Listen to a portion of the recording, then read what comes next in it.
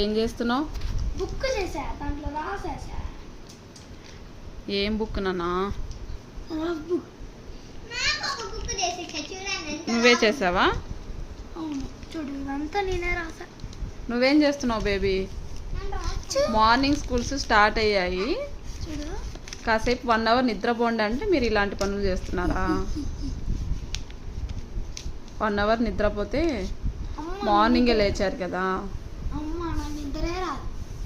ఎందుకు రాదు? రాత్రి కూడా నేను బేబీ నువ్వు పడుకోమా, తర్వాత లేపుతాను తొందరగానే. లేదు ఏంటి బుక్లో ఏమో రాసావు? అదే ఇందాక